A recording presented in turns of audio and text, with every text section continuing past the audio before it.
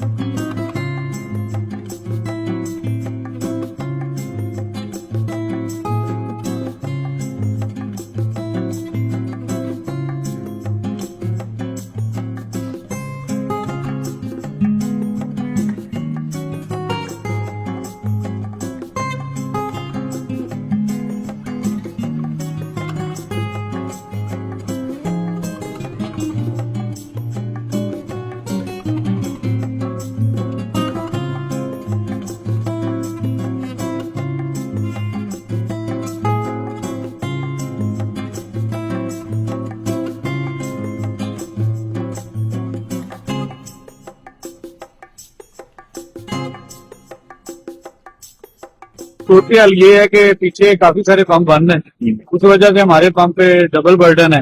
तो जो हमारे पास स्टॉक था वो भी खत्म होने वाला है। तो जब हो जाएगा फिर हम भी उनकी तरह बंद करके बैठ जाएंगे।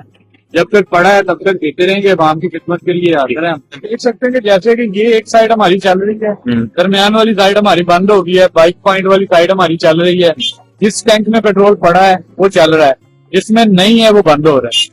तो जैसे जैसे रश बढ़ता जाएगा, क्योंकि नीचे टैंक है, जितना हमारे पास स्टोरेज कर सकते थे वो हमें कंपनी ने कल प्रोवाइड किया था, वो हमने कर ली थी।